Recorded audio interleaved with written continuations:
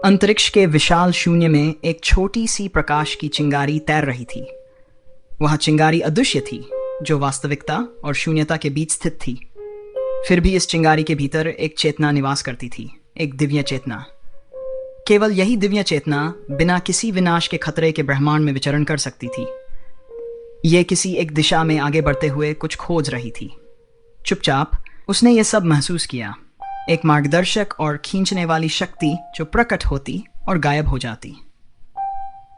अपनी पत्नी के निधन के बाद से उसकी दिव्य चेतना मंद पड़ गई थी। उसके लिए वास्तविक दुनिया में लौटने का एकमात्र तरीका पुनर्जन्म था। इस दुनिया में जो कुछ भी हो सकता था, उसके लिए पछतावे का कोई इलाज नहीं था। भले ही वह एक ईश्वर राजा था और थोड़े समय के लिए समय को पलट सकता था, वह जो हुआ था उसे बदल नहीं सकता था। उसे खोजने के अलावा उसके पास कोई विकल्प नहीं था। भले ही इसका मतलब हजारों वर्षों की साधना को छोड़ना और अपने देव राजा के पद का त्याग करना ही क्यों न हो, उससे ज्यादा महत्वपूर्ण कुछ भी नहीं था। उसके बिना ब्रह्मांड का राजा होने का क्या मतलब था? उसके बिना यह सब अर्थहीन हो जाएगा। एक स्पष्ट मन के साथ उसने अपने साथ मरने का फैसला किया। अपनी दिव्य चेतना का एक टुकड़ा केवल अपनी पत्नी को खोजने की खोज के लिए सुरक्षित रखा। उसे दृढ़ विश्वास था कि वह उस दुनिया की खोज करेगा जहां उसकी पत्नी ने पुनर्जन्म लिया था। उनके अतीत की यादें उसके दिमाग में घूमने लगीं, जब वे पहली बार मिले थे, तब से लेकर उसके जाने के अंतिम क्षणों तक। हजारों साल बाद भी उसके साथ की सारी यादें उतनी ही जीवंत थीं, जैसे वे कल ही घटी हों।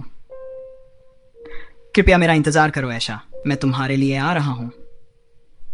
भले ही पुनर्जन्म के बाद तुम हमारे साथ बिताए समय को भूल गई हो, फिर भी मुझे तुम्हें ढूंढना होगा और मैं तुम्हें ढूंढता रहूंगा। आपके लिए आपके तेजस का पुनर्जन्म हुआ। संकीर्ण ठंडे कमरे में कमजोर चीखें गूंज उठीं। एक महिला अपने नवजात बच्चे को कसकर गले लगाए हुए थी। फटे हुए सूती कंबल से उसने बच्चे को दरवाजे और खिड़कियों की दरारों से आती ठंडी हवा से बचाने की पूरी कोशिश की। कमरे में एक टिमटिमाता तेल का दीपक जल रहा था, जो कभी भी बुझने जैसा लग रहा था। तेजस चिल्लाया, बोलने की पूरी कोशिश करते हुए। वह केवल एक बच्चे की सामान्य चीखें निकाल सका। वह इस दुनिया में अभी कुछ ही दिन का था। सचमुच कुछ दिन ही हुए थे। हालांकि उसका जन्म केवल 3 दिन पहले ही हुआ था, फिर भी उसे पहले से ही किसी अनहोनी का एहसास हो गया था। एक पूर्व देव राजा के रूप में उसने अपनी पुनर्जन्म वाली पत्नी ऐशा को खोजने की तलाश में अपना सब कुछ त्याग दिया था। अपनी दिव्य चेतना के समाप्त होने से ठीक पहले उसने महसूस किया कि उसे एक हल्का सा झटका लगा और वह इस दुनिया में प्रवेश कर गया। चाहे वह पहले कितना भी शक्तिशाली क्यों न रहा हो, अब वह एक नवजात शिशु के रूप में पुनर्जन्म हुआ था। उसके लिए उसके पिछले जीवन की यादें सबसे कीमती थीं, लेकिन यह उसकी कमजोर और असुरक्षित शिशु स्थिति को नहीं बदल सकता था। 3 दिन से इस दुनिया में अपनी जन्म देने वाली मां के अल्पस्तन दूध पर ही जीवित रहा। यहां तक कि इस नई दुनिया की भाषाएं भी उसे समझ नहीं आ रही थीं, और वह जानता था कि उसे अनुकूल होने में समय लगेगा। वह महसूस कर सकता था कि इस नई दुनिया में उसका पुनर्जन्म उससे कहीं अधिक कठिनाइयों से भरा होगा, जितना उसने सोचा था। कम से कम अपने पिछले जीवन में वह एक लोहार के परिवार में पैदा हुआ था, जहां उसके पिता गुप्त शक्तियों के साथ एक लोहार थे। तेजस में जन्मजात प्रतिभा भी थी, जिसने उसे अपनी दुनिया में सबसे मजबूत लोगों में से एक बना दिया था। इसके विपरीत अभी उसकी सबसे बड़ी चिंता थी जीवित रहना। ब्रह्मांड में अपनी लंबी यात्रा के बाद उसकी दिव्य चेतना अपनी यादों को बनाए रखने के लिए संघर्ष कर रही थी। उसके पास अपने पिछले जीवन की कुछ ही यादें थीं। इस नई दुनिया में उसकी जन्म देने वाली मां कुपोषण से पीड़ित थी, जिसे तेजस का पुनर्जन्म भी कुपोषित हुआ। उसकी चीखें भी कमजोर थीं।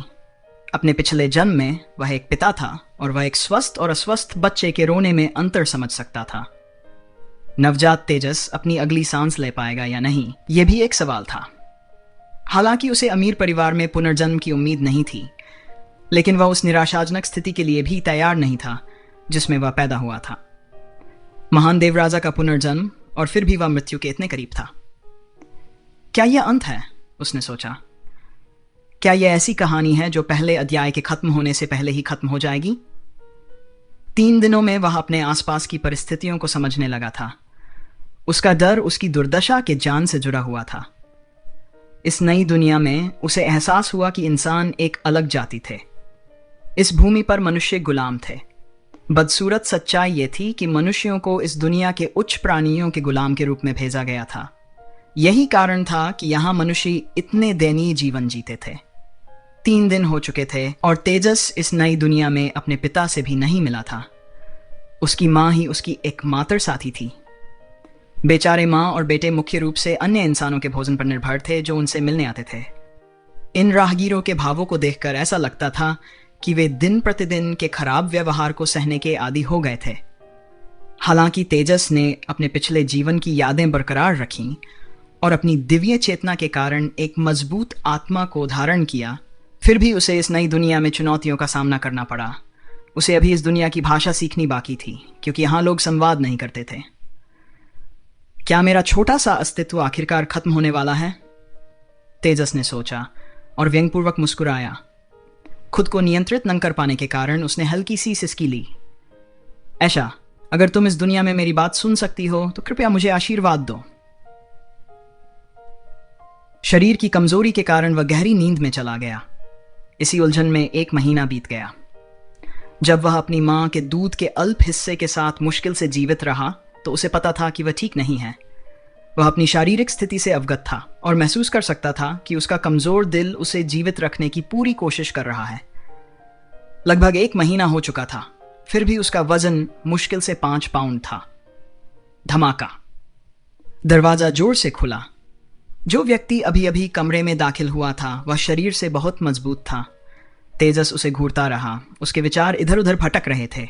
खैर, यह प्राणी जो भी था वह मनुष्य नहीं था। यह प्राणी 2 मीटर से अधिक लंबा था और इसका शरीर एक मानव जैसा था, लेकिन सिर एक भेड़िए का था। 1 महीना हो गया है, इसे सौंप दो, भेड़िया दानव ने तेजस की मां पर चिल्लाते हुए कहा। यह सुनकर उसने तेजस को कसकर अपनी बाहों में जकड़ लिया। उसकी भयभीत आंखों से आंसू बह रहे थे। 1 महीना? तेजस ने आखिरकार इस दुनिया की भाषा के कुछ सरल शब्दों को समझ लिया था। यह भेड़िया दानव उसे दूर ले जाना चाहता था, लेकिन क्यों? खाने के लिए ताजा मांस के रूप में?